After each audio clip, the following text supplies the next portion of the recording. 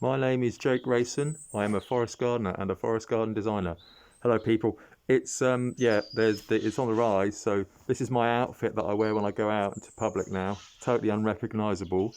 Actually, I can't see a bloody thing with that on. So just be careful out there. That's all I'm saying. Don't want to get into the politics of COVID-19. Anyway, greetings and welcome. My name is Jake Rayson. I'm a forest gardener and forest garden designer, and today I want to talk about paths. I hope you're all well, and I'm going to get cracking. So first of all, this is the this is a back door. Oh, there's Ronnie Barker. Hi, mate. And this is the our trusty lawnmower. It's a standard petrol self-propelled lawnmower, and this is what I use for grass paths. So today I'm just talking about grass paths and wood chip paths, and I wanted to show you my kind of approach to paths and how come they're so useful in a forest garden. And this is a piece of equipment that I do use. Oh goodness me, there's going to be a lot of other stuff as well, so you get to see all the exciting places today. And that's the scythe over there. So that's the scythe that I'm using for the longer grass. I meant to get that out and show you. So yeah, so this is the kind of the main workhorse, as it were, for making paths. This is the ornamental forest garden, and just to quickly recap, I've gone through this already. I've divided up the different areas in a plan and worked out where the different trees are going. So there's a Cornus Cusa, a Illinois everbearing, a hazel, I think it's a Cornus mass, or it might be a bladder nut, and then there's a hawthorn, bamboo, sweet chestnut, and you kind of figure out the position for the different trees and give them enough space, like work out the diameter of them to give them enough space so you're getting enough light coming through. And that's the basis of the plan, but a kind of integral part of the plan is to divide it up into different areas. So I've got an area down here. There's two areas basically. There's this area, which this is more kind of sheltered, so I've got more sheltered plants, and then there's a path which runs through. Yep, so there's the area at the bottom. This is the most sheltered part for the kind of more delicate trees, the Cornus Cusa and the mulberry, and then this is a bit less sheltered. And that path eventually here, this will run into the kind of the garden, the house garden, where that blackthorn is at the moment. But there will be a gate through to that garden. So that's the two parts of the garden, and I measured them out with I marked it out with some string and some bamboo, and then I used an ordinary garden mower, and I've just been mowing every few weeks to keep the paths down. So on the top side, there's this area. There's a sweet chestnut, big hedge at the back, and then some fruit trees. And then there's a little area here, so I'll just come up here and show you. And then the far side is where it's not a campsite, it's a camping area sort of place. And that'll be where the more the kind of perennial vegetable stuff go. So all this was marked out with bamboo and string, and now I just use a mower. And as you can see, possibly I have started to reduce the width of the grass. So this is a maximum now. How I do it now. This is the main path, and this is like 3 lawnmower widths across. Yeah, so that's the bit, 3 lawnmower widths across, and that's what I'm using as the guide for the main drag, and then 2 lawnmower widths on either side here.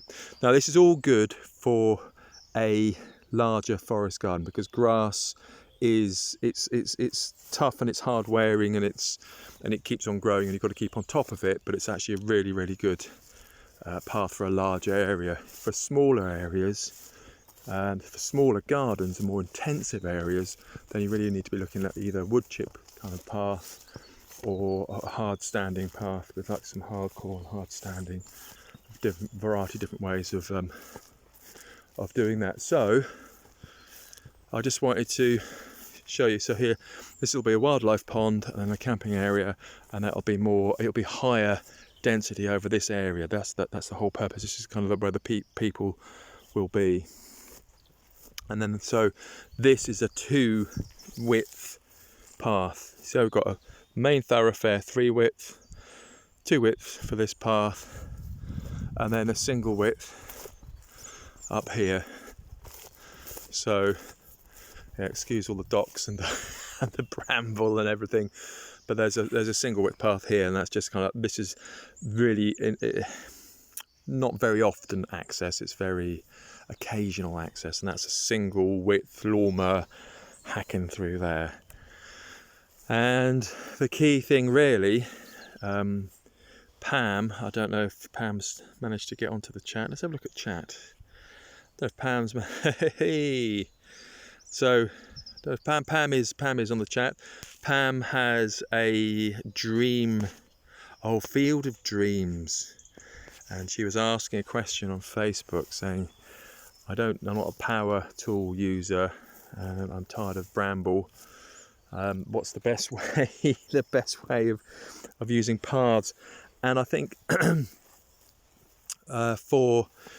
it's a tricky one really, because this is a pasture field. This is a field for rough pasture for cattle, and it really hasn't been touched for years and years and years. But it's mostly grass, and there's not that much. There's no bramble in here at all. So that is okay. That's okay for. I've got an ordinary domestic lawnmower, and that copes fine with, well, just about with this. But over here, you can see we've got a bit of a bramble issue going, a bramble problem from next door's farm, and that's all starting to take over.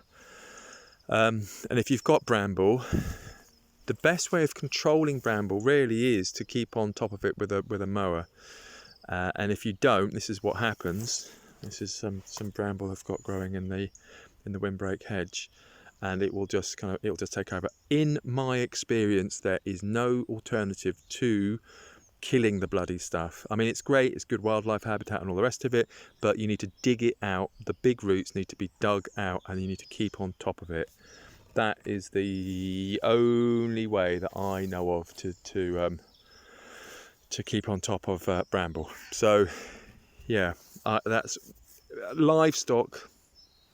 What you can do to control it, if you want to get rid of it, kind of knock it right back, I've used a big brush cutter, borrowed one from a friend, and then just cut a whole load of bramble back. But it's something you have to keep on doing. You know, it's a constant process. Unless you're digging it up and getting rid of it, then it's just you have to keep on mowing, and you have to keep on mowing. And if it's in a large area or a spot that's really tricky to get to, then you need to have a brush cutter, a big old power tool, unfortunately. So it's either livestock in a temporary electric fence. Cattle will kind of trample on it and eat around it, and you cut it back and they'll eat the young shoots, or it's big power tools, or it's just kind of digging it up. So I haven't had any joy. I don't really want to use livestock on account of being a bad vegan, and I don't want to use poisons, chemicals, if at all possible. You know, there are certain situations where I would use chemicals, but very, very limited. Okay, so that's me, my 3 mower width strategy. And then I want to talk about windbreaks as well, and windbreaks and paths, because very often when you're defining an area, so I don't know, I'm going to try and do this. You can see there's like the main drag, kind of fairly major pass, and then there's a windbreak here of autumn olive, and I've got a path running down the side here. So very often a windbreak is actually a very good place to put a path. So I will kind of keep a little path going on here, and possibly put it on the other side, don't know, but I'll walk down and I'll show you. So we've got the autumn olive, and there's a little path, again single mower width, that I keep just by it for access, really, to keep the autumn olive mulched. And then there's our amazing harvest of autumn olives, dun dun dun. And honestly, I thought they looked so much bigger on the internet. I really did. But there we go. They're ready to eat. Yeah. Okay, so that's my grass paths, using grass paths in a large forest garden, and then using a standard lawnmower to kind of keep the paths, to keep the shape of the areas. And not this year, but next year I shall be scraping this and putting out ground cover plants and a mulch and planting up shrubs, and doing all the rest of it. But I'll be doing that bit by bit. But I know what the order of the work is, because I've got it all kind of mapped out. And in the meantime, all the trees will just keep on growing, and that's what you want. You want to get the windbreaks in, whether that's a dead hedge or whether that's, and a living windbreak hedge. So you've got to get the windbreaks in, and you want to get the trees planted. Oh dear. So this is critique. This is a hawthorn Arnoldiana, and it's gone crazy. Absolutely loves it here. This is brilliant. This is like over 2 meters tall. It's about 2 meters tall. Loves it. Yeah, and it's great. What you can see at the bottom, it's on a native hawthorn rootstock, and then you can see it's starting to sprout from the bottom. So I need to cut that back, but there's no massive urgency for that. So yeah, so I'll use the paths to mark the areas out, and then I'll work on it section by section next year when I've finished the other forest garden. I say finished. So these are the pre-vegan chickens. Oh, they've gone. I'll go and let them out as well. And then I wanted to talk about wood chip and using wood chip. All right, chicks. So yeah, I'll just let them out very quickly. These are pre-vegan chickens from a couple of years ago when we went before we went vegan. Betty and Joan. That's Joan coming out.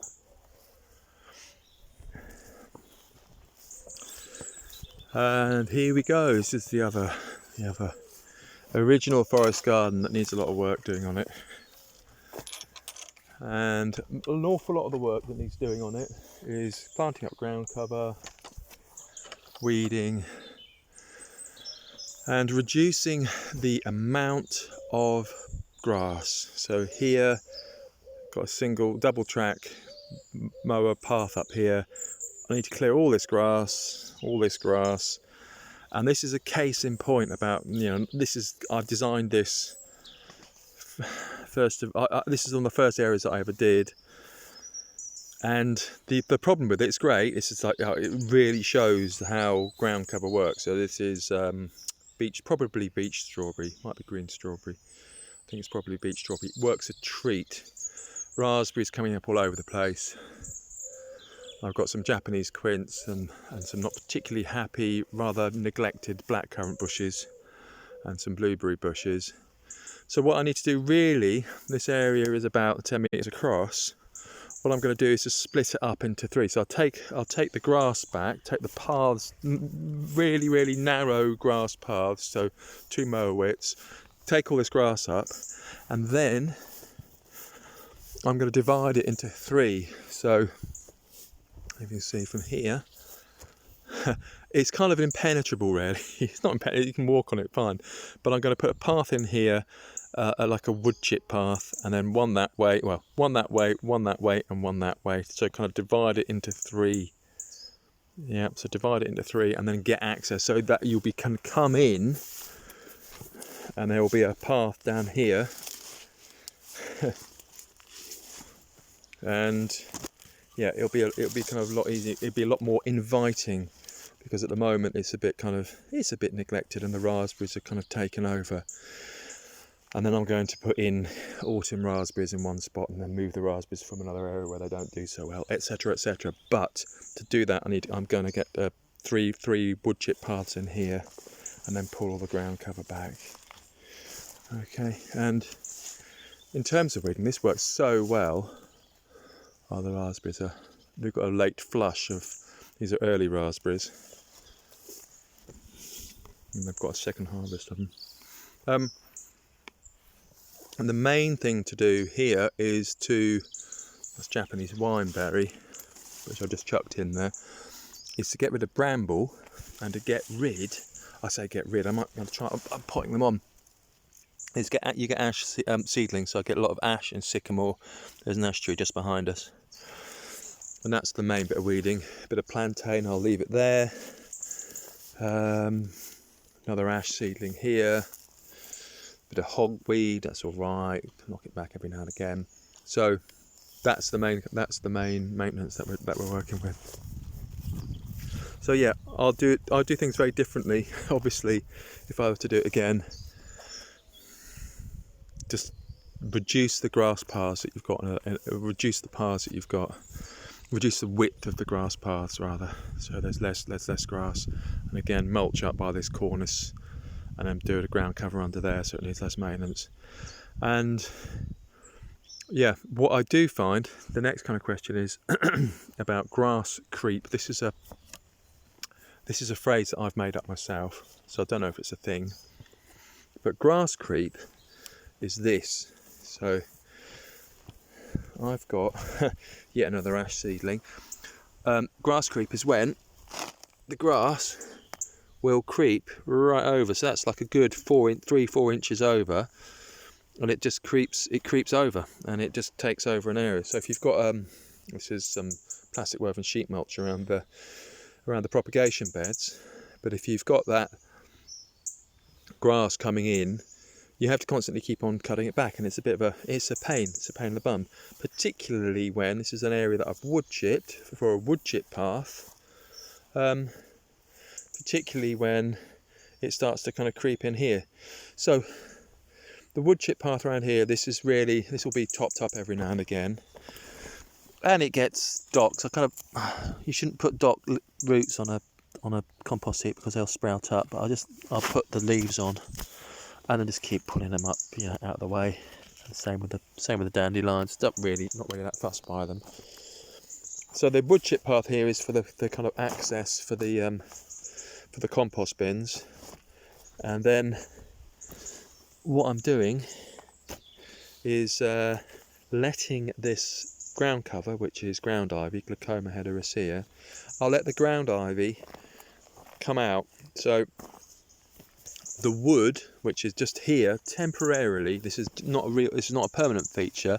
The wood just keeps that grass knocked back a little bit until such time that the ground ivy is kind of strong enough to come hold its own. And as you can see, it is pretty lush. It is quite amazing stuff. I love this bit. There's a rather dead looking apple tree which might survive.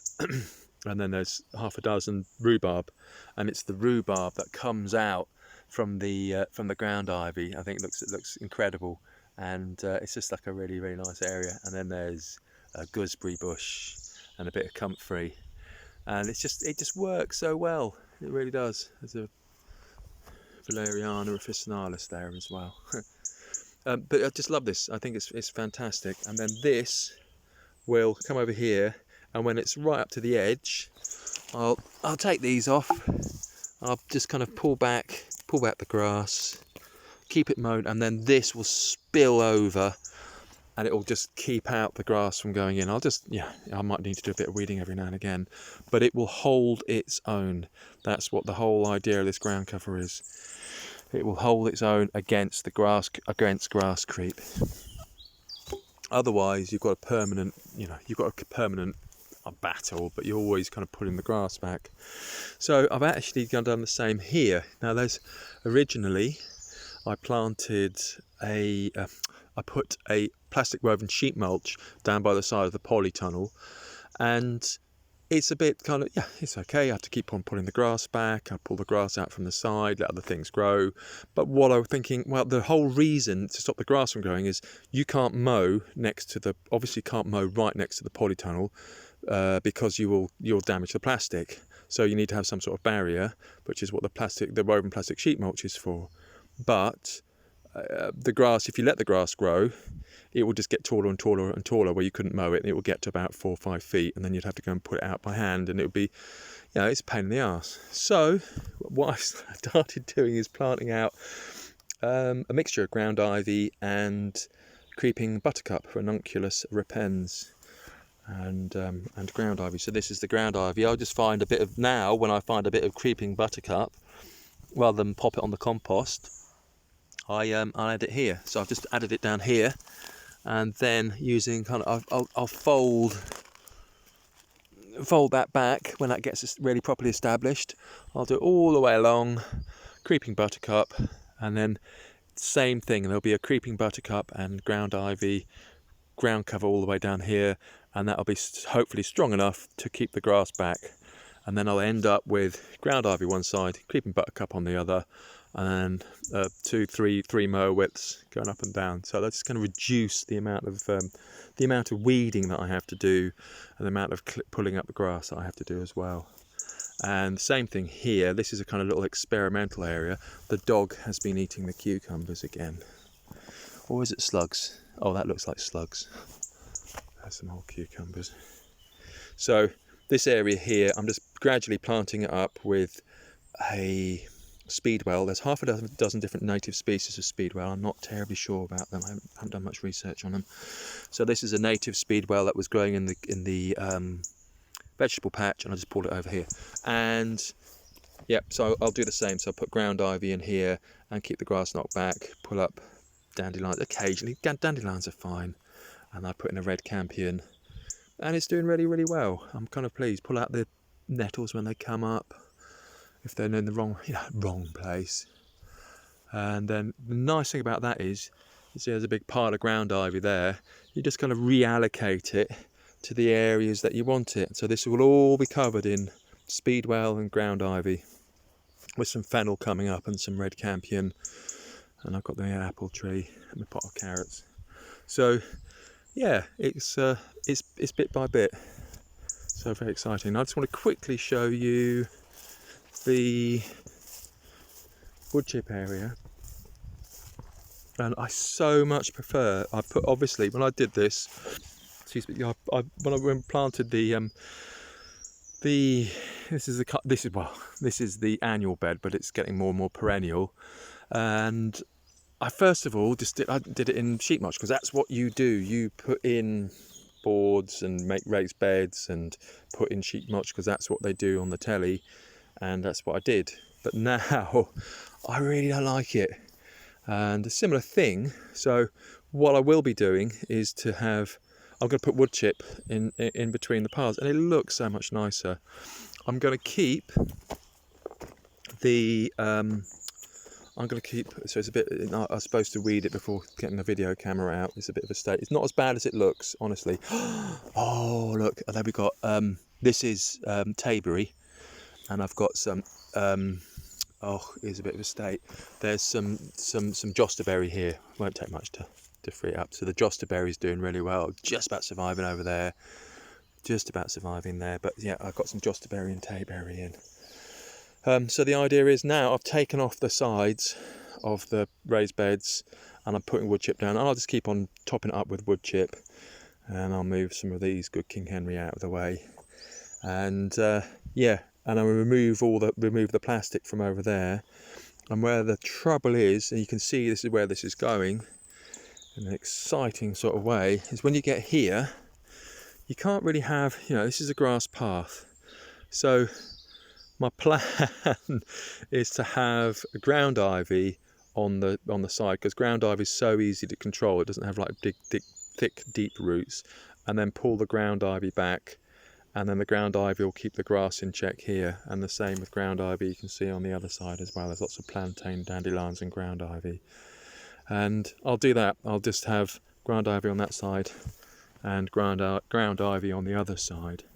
And then get rid of that sheet mulch. I say get rid of it, I'll use it somewhere else for actually mulching rather than just sitting there. And then here, same thing. I'm actually thinking of putting in a wood chip path all the way down here. Don't use it an awful lot, but put in a wood chip path, and put in put in grand ivy, something on either side, possibly, because the grass, yeah, it's trying to work out what will work best in that particular area and how much you use it. So there we go. So I hope that's kind of interesting. Moving over away from plastic, using ground cover to keep the grass in check, and reduce the width of your grass paths if you've got them. So I'm just going to be, as you can see, I've started deturfing, so I'll deturf this area and then put more out. I'm going to put more access paths into the bluebeam border beyond, because it's a total state. There we go. I hope that's did I say it was going to be interesting? I think that was yeah, that was okay. Hope you get the gist of it. So the basic idea being, use a ground cover with on a grass path to keep the grass path in check. Yeah, that's the kind of the key lesson. And then use wood chip on areas of areas that are high kind of high traffic, high intensity. So the smaller the garden, the higher the traffic, the more likely you'll be to use wood chip. If you do use wood chip, it depends on the garden very much. It depends on your situation. But a lot of people will have wood chip down and it will get squelchy. I've got a friend of mine who's got a garden. He's got a stream at the top and it's getting really, really squelchy. So I'm saying to him, look, wood chip paths are fine. Must have hardcore, like a foot of hardcore, and then wood chip on top, because otherwise it will just turn into a complete mush. So yeah, you might want to have hardcore underneath the wood chip path, and then look at possibly using a hard standing path as well. So something whether it's made out of brick or there's a path made out of gravel and sand mix. It's called a Hoggin path. I can't remember. I think it's a Hoggin. And yeah, you see it a lot in National Trust places. It's kind of compacted gravel and sand. So what that does, it stops, it prevents a growing medium. It's used a lot in places where it's the bins coming up. Oh, brilliant! The dog's going crazy. Anyway, yeah. So one thing I would say, if you've got a stone path, actually if you're having a hard standing path, a compacted path in some respects is much better, because you don't let the grow. It's much easier to control whether it's a grow medium there or not. And what I mean by this is, if it's a stone path and it's loose stone or loose gravel or something, then you will get leaf fall and you'll get plants dying and stuff, and it will fall on it, and then plants will grow in there. So with a wood chip path, you're just constantly topping up and putting a wood chip mulch on the top, and it all compresses down.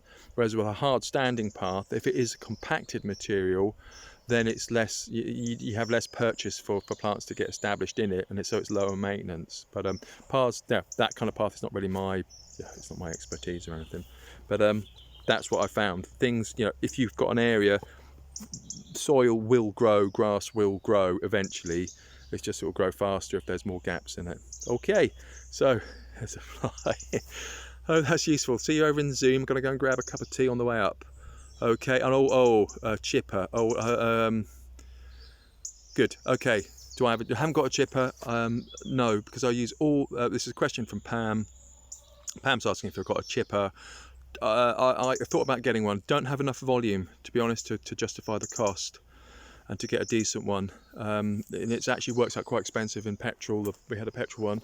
Actually works out quite expensive in petrol to do it. So yeah, it wasn't really worth it. I think if the wood's big enough, we'll burn it. If it's small enough, then I'll put it on and make a dead hedge out of it. And that's all my brash sorted and all the wood sorted. So don't have a wood chipper, but I'm just getting deliveries now again from the local arboriculturist. So yeah, I got delivery the other day for some wood chip. So that's what I kind of use for it. Okay, see you in a second then.